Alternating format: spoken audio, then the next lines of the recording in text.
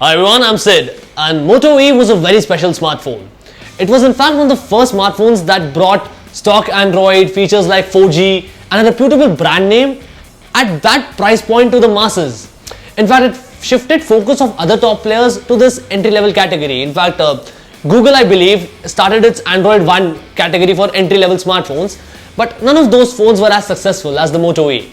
So after two successful generations, it is now time for the Moto E3 to arrive.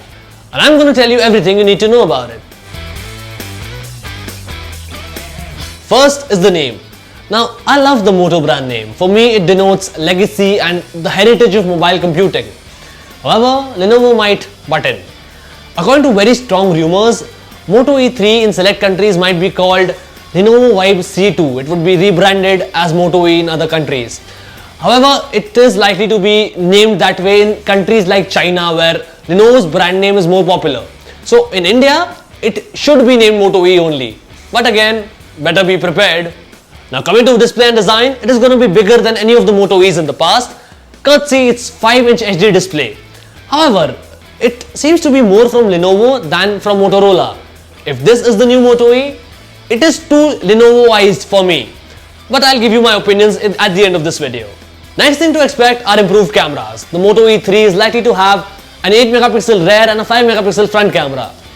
Again, this is surprising considering 2 years ago Moto E did not even have a front camera. Lastly, talking about the performance, you get a MediaTek processor, which is something that Motorola does not generally do, and you get 2 gigs of RAM to support it. Plus you get 2750 mAh of battery, which seems to be sufficient for a beast like this. So that was a talk about this upcoming phone, but I have some of my opinions to share with you guys. Look at it. I mean, just look at it.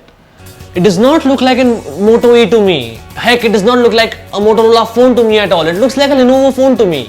Yet, everyone on the internet is going crazy about it. Everyone, the rumors, the leaks, the experts are suggesting that Lenovo Vibe C2 is the new Moto E. But I cannot believe it. Or maybe I just don't want to believe it. Firstly, the image clearly shows the phone to be running Vibe UI, which is Lenovo's patent UI, and not stock Android, which Motorola is generally known for.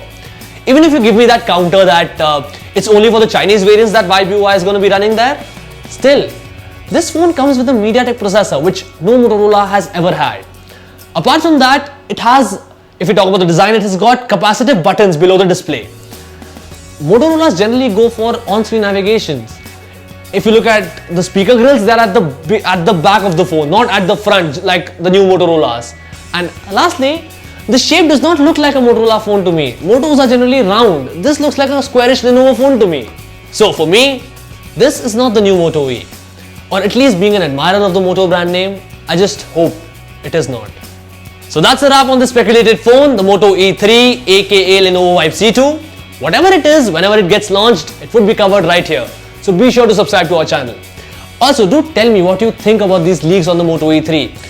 What is something that you would want to see in the new Moto E3 in the comments box below. Also, press like, hit share. My name is Sid. See me soon. Ciao.